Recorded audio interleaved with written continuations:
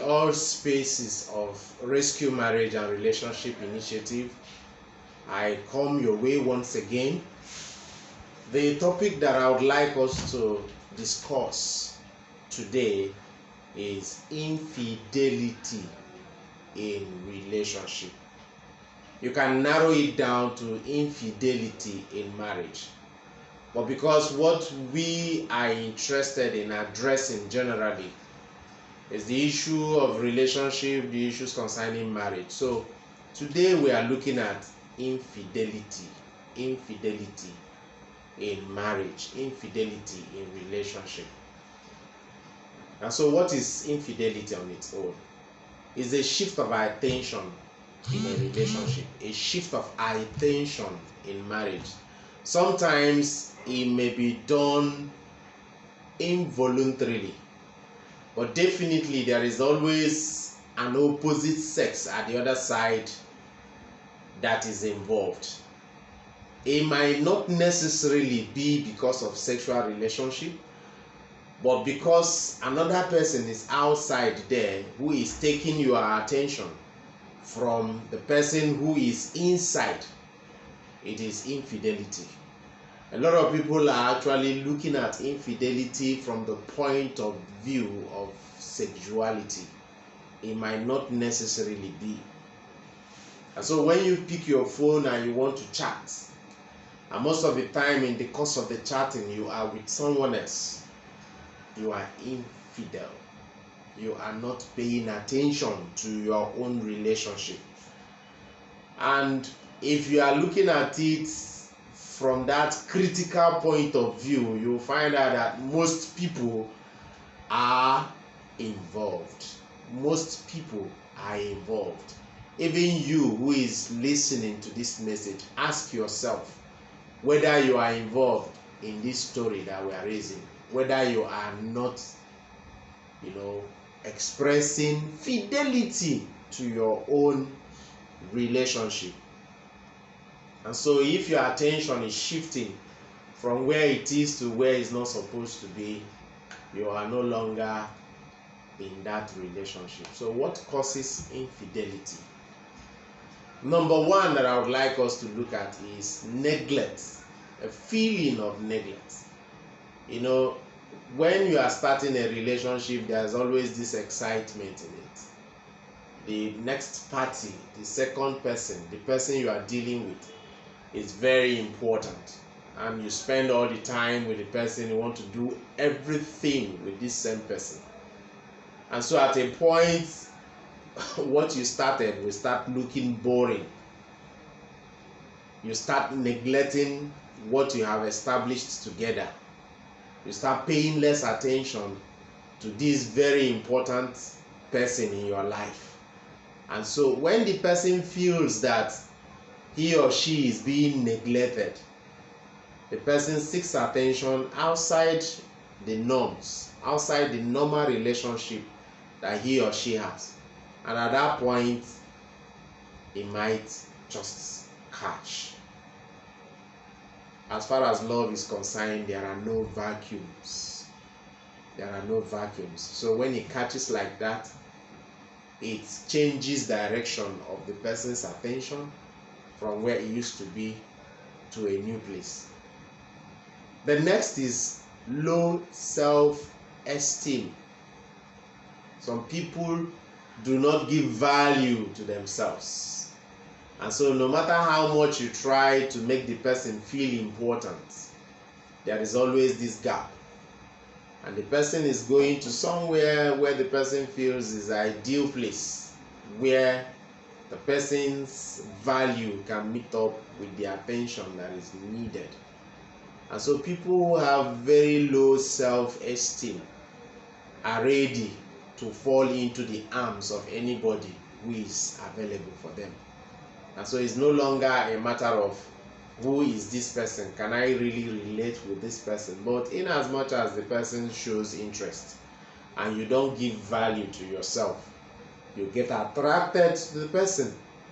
There are people who, particularly some ladies, you see them walking on the road and there are attentions called on them, even when it's not important. They turn and they want to look at the reasons for them being called. Those class of people have low self-esteem. There was an incident that happened to me one day in the church. They were having a crusade, an outside event, and so in the evening we were all outside, and somebody that the family built, my own family, their second daughter was going home. She was leaving from the crusade, and so I started calling for her attention.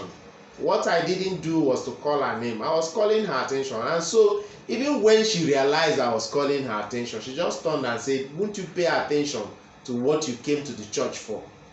It was when I called her name that she looked properly. Uncle, sorry, I didn't know it was you. I said, "Yes, you are the daughter of your father and of your mother too."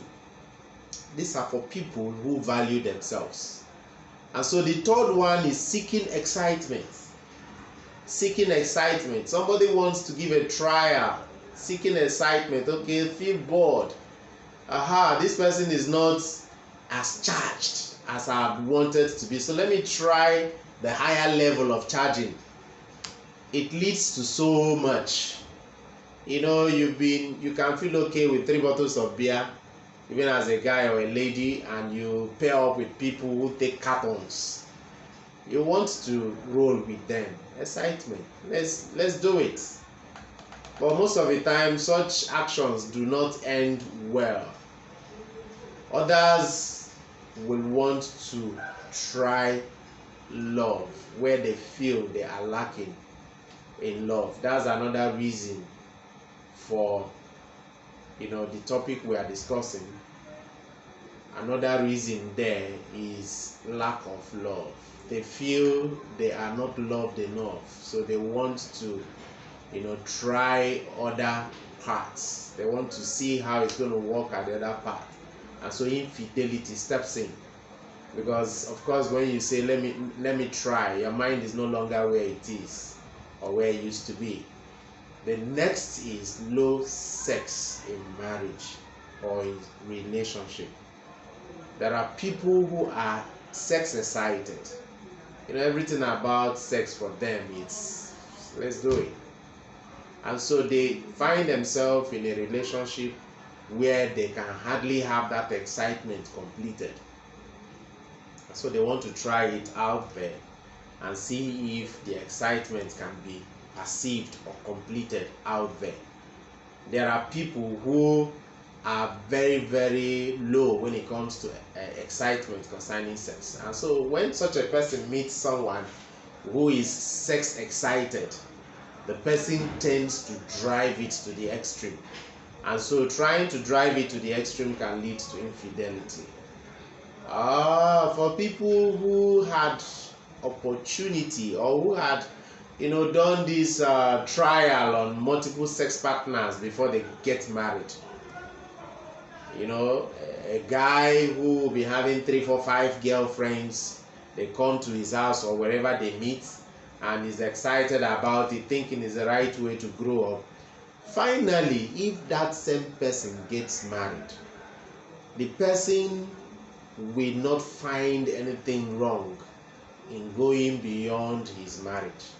And so infidelity in the person's mind does not really mean much, because the infidelity had even started when there was a little person in the relationship. And so he couldn't keep a girlfriend or a boyfriend. And now he or she is married. I can no longer keep one. And so it leads to multiplicity in relationship, which is a core in infidelity. The next is lack of communication. Communication. I hope that I will find time to do a discussion on communication, because most marriages and relationships are crashing because of low communication or lack of communication. And so even in this age that science and technology has put communication right into our hand, some will find excuses why they shouldn't be in touch. So many excuses. Flavorous. That's what I tag them, because they don't sound reasonable. And so you find man and wife living in the same house, husband and wife, and yet they can't find reasons to talk to themselves. It's appalling, very, very shameful. Most of them tag their life on issues that had happened so many years ago that they can't find reasons to forgive themselves. And so they can't talk. If you can't talk, how will you find happiness in such an environment? If it's me, to be choking, to look as if you put rope on my neck and dragging me, it will be choking. I can't stay in a place where I can't have the opportunity of expressing myself. The others will say boredom. You wake up in the house, you stay in the house till evening, you don't do anything, nothing excites you, watch television, you are tired, you do house chores, you are tired, and somebody is coming online to jack you, and you feel excited about it, start communicating with the person from the right side to the wrong side. And so boredom is one of the reasons why some people find themselves in the web of not keeping to the agreement of relationship. They are caught in the web of infidelity. But obviously it's not good. It's not good. And so lack of affections and others are also reasons. And so how do you curb all this as listed in order to stay firm in your own marital or friendship relationship? There is a need that you renew your relationship on daily basis. Don't wait for renewal on Valentine's Day or the person's birthday, and the rest of the days you keep yourself as if you are mourning. Renew your relationship on daily basis. Don't forget the good times you've shared together. And so once in a while you sit down. You are not sitting down to start love afresh. Sit down to think back, reflect on how it had been for both of you together before that time. How has it been? What have you been doing? And so such reflections will give you renewal in your spirit to think of forging ahead for a better tomorrow. Okay? When I talk of better tomorrow in relationship and marriage, it's always there. But a lot of people overlook it, and that is why when it becomes tough, you are struggling now for renewal. When you had the opportunities for renewal and you've never taken them into consideration. Okay? We all know, those who are in marriage, know how we feel being kissed by our spouses. And so there is a need for you to kiss often. Don't wait until you are in bed to make love before you kiss. Kiss often. It helps to build up relationship. Embrace yourself very often. Okay, have reasons to have yourselves, close contact very often. It helps. Let it be sometimes a surprise to even the next person that you do things that will tickle the person's attention and show affection. Don't wait for a calculated moment before you do such exciting things. It breaks the bond and brings you back together, and you leave out whatever is the distraction out there. Will there be distractions? Yes, definitely there will be distractions. I don't take anything serious if my wife decides to talk about some man out there who felt that she's beautiful enough to be toasted. We joke over it. I am convinced of myself that she's not going to be an infidel.